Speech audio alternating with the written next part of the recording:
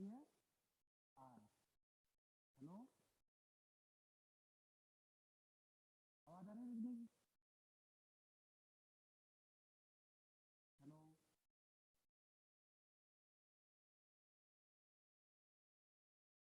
आवाज आ रही है ना?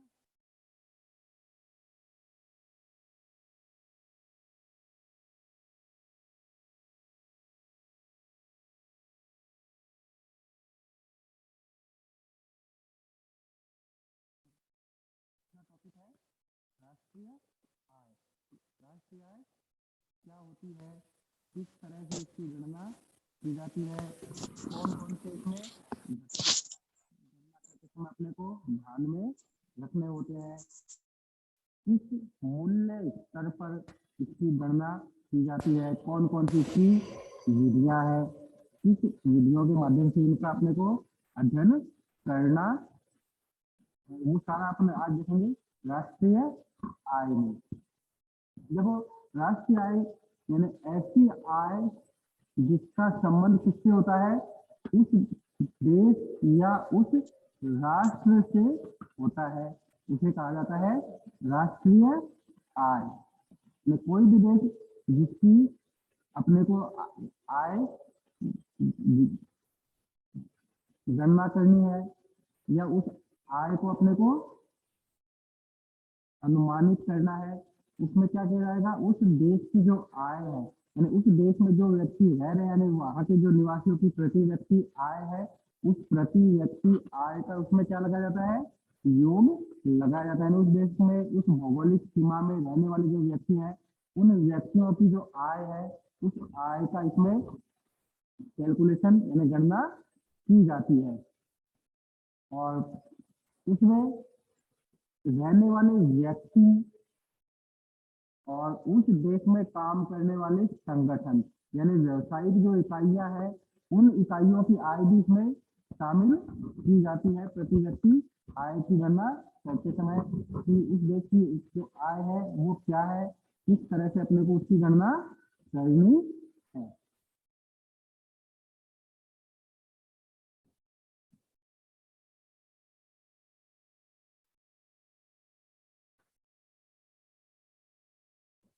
सामान्य यदि अपने से पूछे तो एक देश की भौगोलिक सीमा कि एक देश की या एक राष्ट्र की भौगोलिक सीमा के भीतर रहने वाले जो व्यक्ति हैं, उन व्यक्तियों की जो आय है, उस आय को ही क्या कहा जाता है, प्रति व्यक्ति आय कहा जाता है। कि एक देश की भौगोलिक सीमा के भीतर रहने वाले व्यक्तियों की आय को क्या कहा जाएगा, राष्ट्रीय आय कहा जाता है। कि उस देश के जो व्यक्ति यानी उस राष्ट्र की जो संपत्ति है, उस संपत्ति में कौन कौन से अपने को जो इनकम है वो प्राप्त होती है।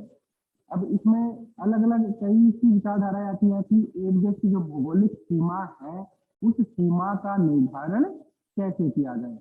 तो सबसे पहले तो जो भौगोलिक यानी जो जियोग्राफिकल उसका एरिया है, वो ही इसमें तय करता है कि वो उस देश की आय में शामिल होगा या नहीं होगा। इसके अलावा कई से इसमें अन्य घटक होते हैं कि जैसे एनआरआई कि वो व्यक्ति जो भारत में है लेकिन किसी दूसरे देश में आय प्राप्त कर रहे हैं, या ऐसे उद्योग जो भारत में स्थापित हैं और अन्य देशों में क्या कर रहे हैं, अपनी वस्तुओं और सेवाओं का विक्रय कर रहे हैं, तो उनसे प्राप्त जो आय है वो भी किसमें शामिल की जाएगी, राष्ट्रीय आय में शामिल की जाएगी।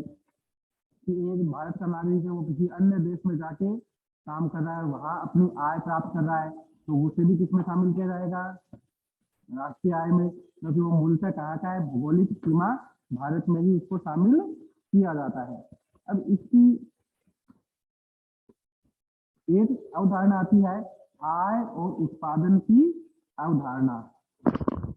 कि आय उत्पादन की इसमें एक अवधारणा आती है कि आय और उत्पाद की अवधारणा, कि आय और उत्पाद के क्या आशय है।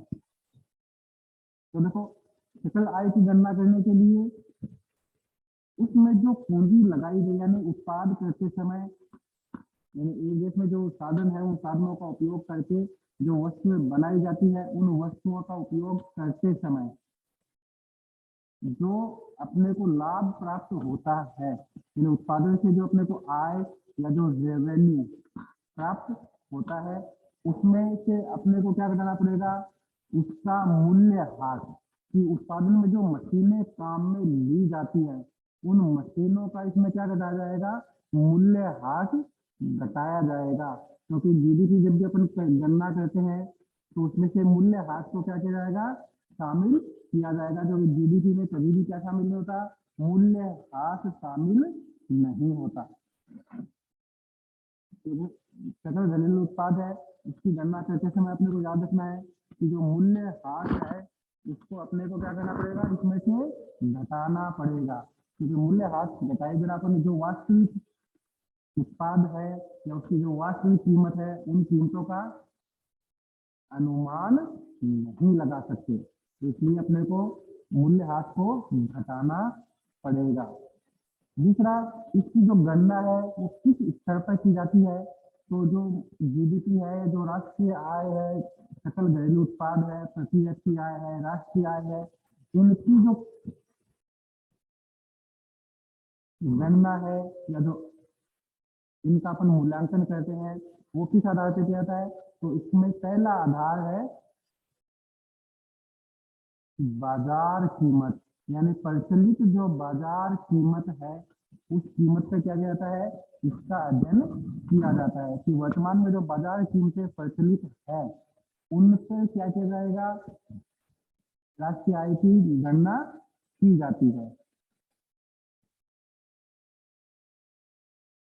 और गणना करते समय कि अपन मान लो राष्ट्रीय आय की गणना कर रहे हैं, बाजार कीमत पे अपने को करनी है, तो इसमें से क्या घटाया जाएगा, जो कर है यानी टैक्स वो घटाया जाएगा, और प्लस जो सरकारी सहायता अपने को सब्सिडी के रूप में प्राप्त होती है, वो एक तरह से अपनी आय अपन कह सकते हैं कि सरकार अपने को जो पैसा दे रही है वो एक तरह से क्या होती है, अपनी आय मानी जाती है। तो उस आय को अपन income of source other source या इनकम ऑफ अदर सोर्स मान के क्या कहते हैं, इसमें शामिल की जाती है, क्योंकि वो अपने को एक तरह से प्राप्त हो रही है। तो यहाँ अपना जो एक सिंपल सा फॉर्मूला बनता है वो हम कह सकते हैं कि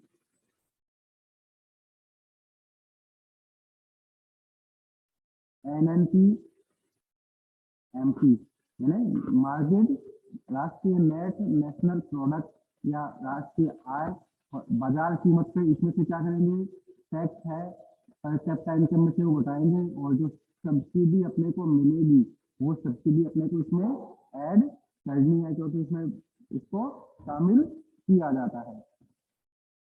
अब इसके अलग अलग आगे बताया कि वस्तुओं के संबंध में और सेवाओं के संबंध में राष्ट्रीय आय अलग होती है, जो इसके घटक हैं उनके आधार पे अलग होती है, और आय और व्यय के आधार पर ये अलग होती है। तो अपन कह सकते हैं कि जो राष्ट्रीय आय है, ये जो प्रति व्यक्ति आय है, उसकी गणना अपने को 3 तरीके से करनी होती है। पहला इसका आधार वस्तुओं और सेवाओं के आधार पर, दूसरा विभिन्न घटकों के आधार पर, और तीसरा है आय और व्यय के आधार पर। 3 तरह से इसकी गणना की जाती है। पहला वस्तुओं और सेवाओं के आधार पर, दूसरा विभिन्न इसके जो घटक हैं उन घटकों के आधार पर, और तीसरा आय और व्यय के आधार पर इसको गणना की जाती है। अब सबसे पहले देखो कि वस्तुओं और सेवाओं के आधार पर, तो वस्तुओं और सेवाओं के आधार पर कि एक जो वित्तीय वर्ष है, उस वित्तीय वर्ष के दौरान या जो अपनी लेखा अवधि है कि जो जिस हिसाब से अपन लेखा अवधि रखते हैं, तो भारत में लेखा अवधि क्या है, 1 अप्रैल से अगले साल के 31 मार्च तक का जो टाइम है, यानी भारतीय लेखा अवधि के अनुसार 1 अप्रैल से लेके अगले साल के 31 मार्च तक की जो अवधि है, उस अवधि के दौरान उत्पादित अंतिम वस्तुएं, यानी ऐसे वस्तुएं जिनका उत्पादन पूर्ण रूप से हो चुका है, जो पूरी तरह से अपने लिए उपयोग में लेने के लिए तैयार है, यानी जिनको अपने को कुछ नहीं करना, सिर्फ बाजार से क्रय करना है और उनका उपयोग करना है। उसके आधार पर अपन क्या कर सकते हैं, उनकी जो प्रचलित कीमत है, उस कीमत के आधार पर ही क्या कर सकते हैं, उनकी गणना कर सकते हैं। यानी उनका जो मूल्य है कि एक वर्ष में जितनी वस्तुएं और सेवाएं तैयार की गई, उनका जो वर्तमान बाजार मूल्य है, उस वर्तमान बाजार मूल्य के आधार पर अपन क्या कर सकते हैं, उसका जो मूल्य है उसी को क्या माना जाएगा, राष्ट्रीय आय माना जाएगा। क्योंकि अपने को वस्तु जो तैयार है उनको बेचेंगे और बेचने से अपने को जो आय प्राप्त होती है वही क्या मानी जाएगी, अपने देश की आय मानी जाएगी। क्योंकि अपने पास साधन उतने ही है, इतनी अपन ने वस्तु तैयार की। अब मान लो अपने 1 लाख करोड़ रुपए की वस्तु तैयार की, तो अपनी राष्ट्रीय आय इस वर्ष की क्या होगी, 1 लाख करोड़ रुपए। क्योंकि अपन ने उतनी वस्तु तैयार की है और उनको बेचने से जो आय प्राप्त होगी, उस आय को ही राष्ट्रीय आय कहा जाएगा।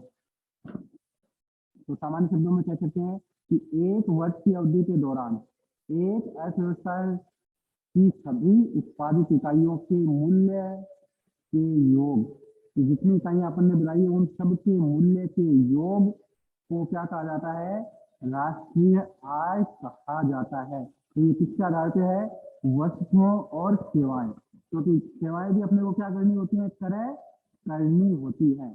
बिना सेवाओं के क्रय के भी अपन क्या नहीं कर सकते, उनका उपयोग नहीं कर सकते।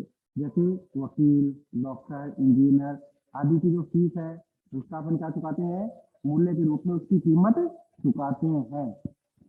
दूसरा है कारकों के आधार पर कि कौन कौन से घटक होते हैं, कि एक देश के सामान्य निवासियों, कि एक देश में मान लो जितने भी रहते हैं उन सब के दौरान एक वित्तीय लेखावत में, कि इसमें किसको जोड़ा जाएगा, उस देश में रहने वाले निवासियों की कितनी वहां की जनसंख्या है, उस जनसंख्या के आधार पर प्राप्त साधन आय, कि उनके काम के बदले जो उनको प्राप्त होता है, यानी जो भी वहां रहने वाले व्यक्ति काम करते हैं, मान लो टीचर है, वकील है, डॉक्टर है, किसान है, दुकानदार है, अन्य सभी तरह के काम करने वाले व्यक्ति जो भी काम के बदले पैसा प्राप्त करते हैं, यानी अपनी सेवाएं देते हैं, उन सेवाओं के बदले जो भी उनको प्राप्त होता है, चाहे वो सेवाएं किसी भी रूप में हो, व्यक्तिगत हो, सामाजिक हो, राजनीतिक हो, व्यावसायिक हो, गैर व्यावसायिक हो, उन सभी सेवाओं के बदले उनको जो राशि प्राप्त होती है, उस राशि का जो जोड़ है, उस जोड़ को क्या कहा जाता है, राष्ट्रीय आय कहा जाता है। अब इसमें अपने को अगला प्रश्न पूछ सकता है कि उनको किस किस रूप में आय प्राप्त होती है। तो सबसे पहले ये कह सकते हैं कि उनको किस रूप में मिलती है, लगान यानी कर के रूप में सरकार को प्राप्त होती है। दूसरा ब्याज के रूप में, तीसरा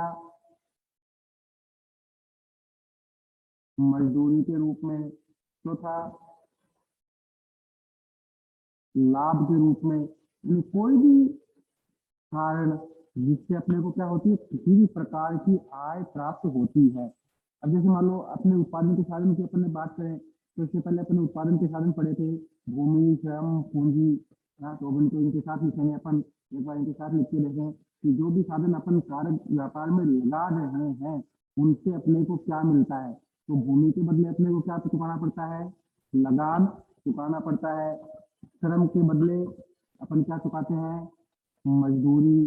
पूंजी के बदले ब्याज और उद्यमिता, यानी व्यापार के बदले अपने को क्या प्राप्त होता है, लाभ प्राप्त होता है। तो इस तरह से अपन कह सकते हैं कि एक निरंतर चलने वाली जो कारक है, एक दूसरे पर निर्भरता है, उन निर्भरता के आधार पर क्या होता है, इसकी गणना की जाती है।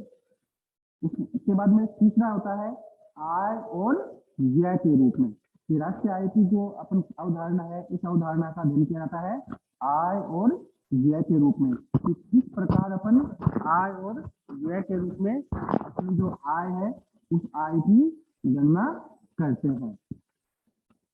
इसमें देखो उत्पादन के बाद अंतिम और जो वस्तु है वो कहा जाती है कि अपन ने वस्तु बनाई, उसका कीमत निर्धारित की और उसको किसके पास भेज दिया, बाजार में अंतिम उपभोक्ता के उपयोग के लिए उसको अंतिम उपभोक्ता के पास उसको विक्रय हेतु भेज दिया। उसके बाद गई फिर वो किसके द्वारा खरीदी जाती है, अंतिम उपभोक्ता के द्वारा उसका क्या किया जाता है, क्रय किया जाता है।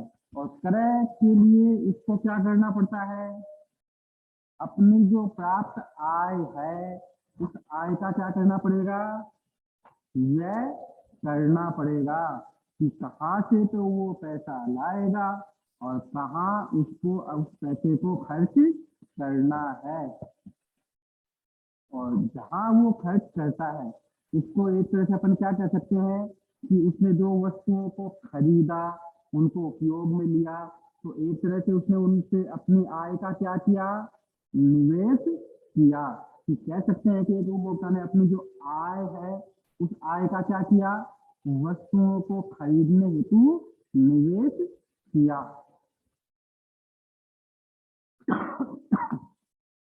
और इस निवेश को क्या कहा जाता है, इन्वेस्टमेंट एक्सपेंडिचर, यानी निवेश व्यय के नाम से इसको अर्थव्यवस्था में जाना जाता है। कि एक उपभोक्ता अपनी आय का जो हिस्सा अपनी आवश्यकताओं की पूर्ति हेतु व्यय करता है।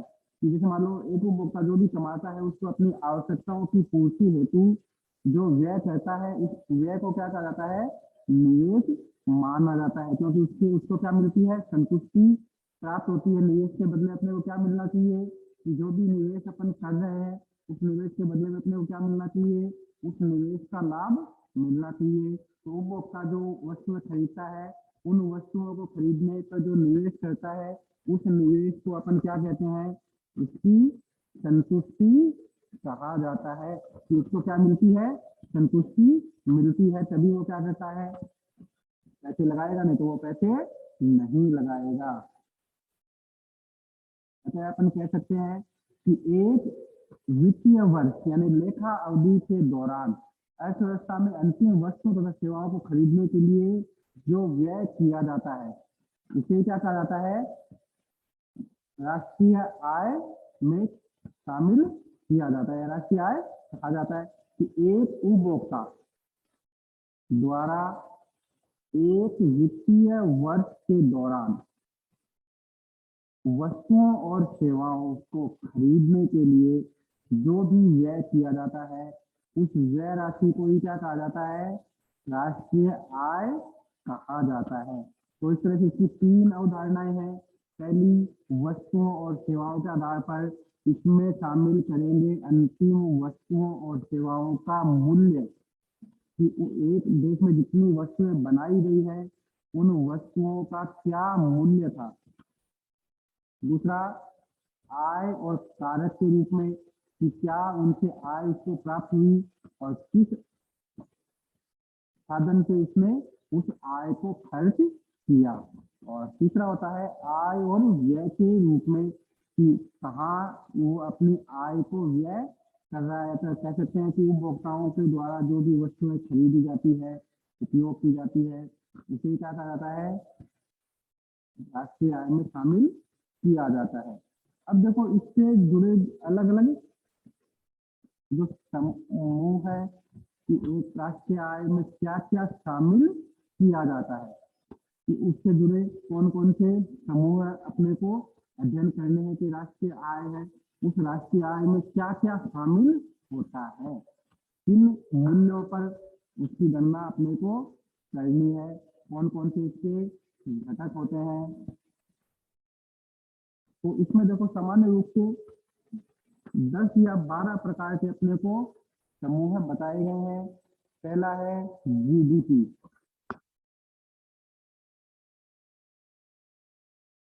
और जीडीपी भी कौन सी, मार्केट प्राइस पर, यानी सकल घरेलू उत्पाद बाजार कीमतों पर। सकल घरेलू उत्पाद कि एक देश की भौगोलिक सीमाओं के मध्य कौन कौन सी वस्तुएं बनाई जाती हैं, तैयार की जाती हैं, उन सब की जो बाजार कीमत है। ये अपन ने शुरू में देखा था कि वस्तुओं और सेवाओं के आधार पर यानी एक वित्तीय वर्ष के दौरान उनकी जो अवधि आई थी कि एक वर्ष में 1 अप्रैल से लेकर 31 मार्च तक में जो भी गणनाएं की गई थी, उन गणना के आधार पर उनका क्या मूल्य तय किया गया, उस मूल्य के आधार पर क्या की जाती है, सकल घरेलू उत्पाद की गणना की जाती है। उसके बाद में दूसरा होता है जीएनपी, और ये भी मार्केट प्राइस पर। जीएनपी मतलब सकल राष्ट्रीय उत्पाद। कि सकल राष्ट्रीय उत्पाद सर थोड़ी तेज तो एक बोलो। रहने वाले नागरिक या एक देश के नागरिक, वो चाहे किसी भी देश में रहते हैं, सर तेज बोलो। आय प्राप्त की जाती है। उस आय को तभी तभी आवाज आ रही है। जीएनपी यानी सकल राष्ट्रीय उत्पाद कहा जाता है। कि मान लो भारत की जो कंपनियां हैं विदेशों में अपना व्यापार चला हेलो रही है, जैसे सर। टाटा ग्रुप है, बिरला ग्रुप है, ये जो कंपनियां हैं ये सर दूसरे देशों में क्या करती हैं, अपना व्यापार चलाती हैं। उन्हें भी किसमें शामिल किया सर जाता है, सकल राष्ट्रीय उत्पाद में शामिल किया जाता है। तीसरा इसमें आता हेलो है सर। शुद्ध राष्ट्रीय उत्पाद, NNP, नेट नेशनल प्रोडक्ट। और ये भी किससे करना अपने को, बाजार कीमतों पर इसकी गणना करनी है। कि NNP की बाजार कीमतों पर इसकी गणना अपने को करनी है। इसमें देखो कि बाजार कीमत पर शुद्ध राष्ट्रीय उत्पाद का आकलन, बाजार कीमत पर सकल राष्ट्रीय उत्पाद में से मूल्य ह्रास को घटाया जाएगा। कि इसकी जब गणना करेंगे तो अपने को क्या करना पड़ेगा, इसमें से मूल्य ह्रास को अपने को कम करना पड़ेगा। क्योंकि मूल्य ह्रास ही इसमें अपने को शामिल घटाना पड़ेगा। क्योंकि मूल्य ह्रास घटाए बिना अपन क्या नहीं कर सकते, इसकी गणना नहीं कर सकते। सकल जो राष्ट्रीय उत्पाद है इसकी गणना नहीं कर सकते। चौथा होता है बाजार कीमत पर शुद्ध घरेलू उत्पाद, NDP, नेशनल डोमेस्टिक प्रोडक्ट।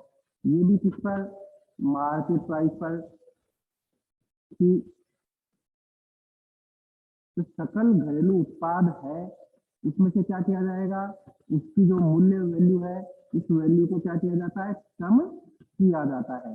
कि NDP में से NP में जो टैक्स, इसका नाम है कि GDP में से डेप्रिसिएशन घटा देंगे तो अपने को क्या मिल जाएगा, NDP प्राप्त होगा।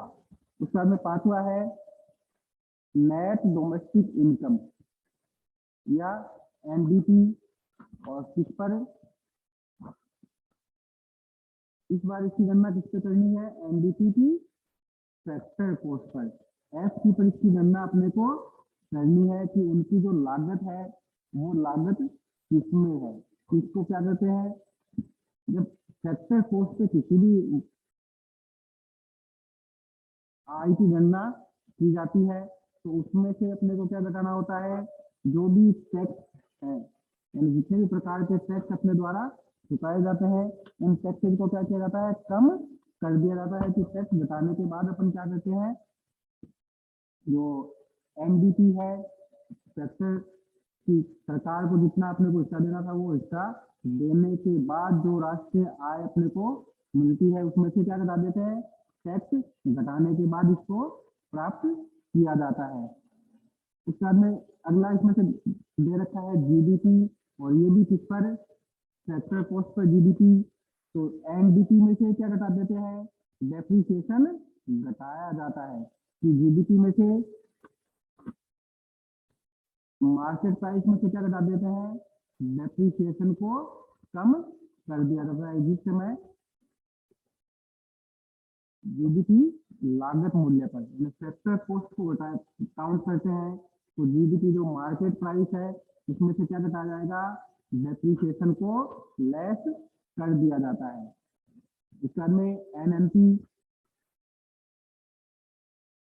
ये भी फैक्टर कॉस्ट पे, और जब एनएमपी फैक्टर कॉस्ट पे घटाते हैं या काउंट करते हैं तो इसमें से जो विदेशों से प्राप्त आय है, कि ऐसे व्यक्ति जो भारत के हैं और किसी अन्य देश में काम कर रहे हैं, अन्य देश में अपना व्यापार चला रहे हैं, या अन्य देश में रहकर किसी भी प्रकार की आय प्राप्त कर रहे हैं, जैसे मान लो सीए कोई बाहर रह रहा है, कोई डॉक्टर बाहर रह रहा है, भारत का है, तो वो जो आय प्राप्त करता है वो भी क्या की जाती है, इसमें शामिल की जाती है। क्योंकि तो उसमें क्या कर देते हैं, कि जो विदेशों में प्राप्त आय है उस आय को भी क्या कर दिया जाता है, इसमें शामिल किया जाता है। कि इसमें जोड़ेंगे NFIA, net profit for other income, तो इसमें से अपन शामिल कर देते हैं विदेशों से प्राप्त शुद्ध आय। Net national income for foreign country की जो है वो उसमें से अपने को क्या करनी होती है, शामिल करनी होती है। इस साथ में कारक लागत पर जीएनपी, और ये भी किस पर, फैक्टर कॉस्ट पर इसको ही शामिल करना होता है। अभी तक अपन ने क्या किया था, डेप्रिसिएशन इस पे बताया था, लेकिन यहाँ अपने को क्या करना पड़ेगा, डेप्रिसिएशन को ऐड करते हैं, क्योंकि डेप्रिसिएशन इस बार अपने को जोड़ के क्या निकालनी होती है, सकल राष्ट्रीय उत्पाद यानी जीएनपी, नेट नेशनल प्रोडक्ट को इसमें से डेप्रिसिएशन जोड़ के अपने को शामिल करना होता है।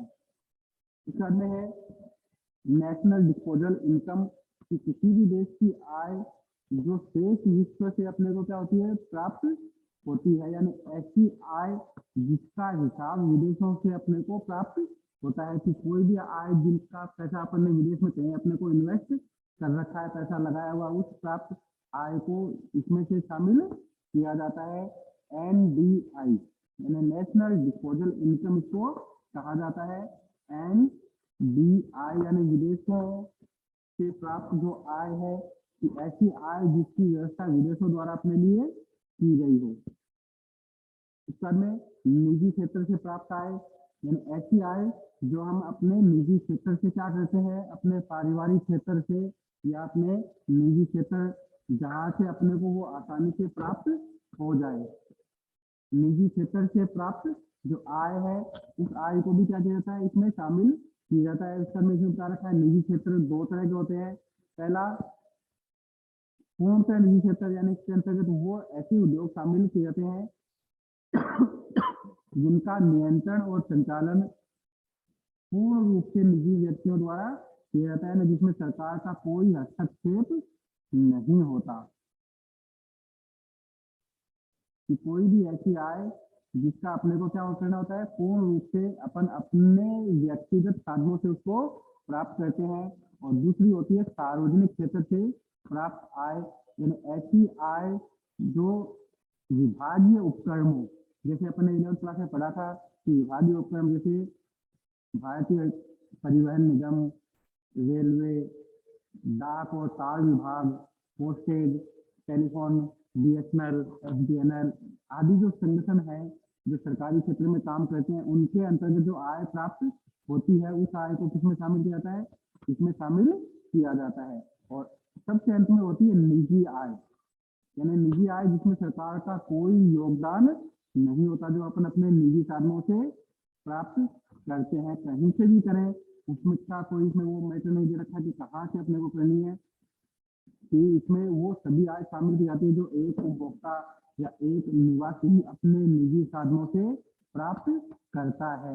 अब इसमें निजी साधन कौन से भी हो सकते हैं, अपने पारिवारिक हो सकते हैं, विदेशों से प्राप्त हो सकते हैं, सरकार से प्राप्त कर सकते हैं, कहीं से भी अपने उसको प्राप्त करें, वो उसमें शामिल की जाती है। और उसके बाद में व्यक्तिगत आय की परिवारों के सभी स्रोतों से प्राप्त आय को इसमें शामिल किया जाता है, जो अपन अपने निजी साधनों से किसी भी प्रकार प्राप्त करते हैं। यानी मतलब कि जो अपनी क्या मानी जाती है, बचत मानी जाती है, उसको इसमें शामिल किया जाता है। ये सीधा अपनी एक तरह से अपन कह सकते हैं कि अपनी बचतें होती हैं। तो इनका जो अध्ययन है वो अपन आगे वाली क्लास में इनके सूत्र सबसे लिखेंगे कि क्या क्या इनके सूत्र हैं, उन सूत्रों की व्याख्या कि किस प्रकार उन सूत्रों को अपने को एक्सप्लेन करना है, उनके कीवर्ड कौन कौन से उसमें कीवर्ड शामिल होते हैं, क्या उनके घटक हैं, कौन से घटक उसमें शामिल हैं, कौन से चैप्टर हैं, उन सभी को इसमें शामिल करना है। इन सब के सूत्र लिखेंगे, इनकी व्याख्या करेंगे आगे आने वाली जो क्लास है अपनी इसमें। आज के लिए इतना बहुत है।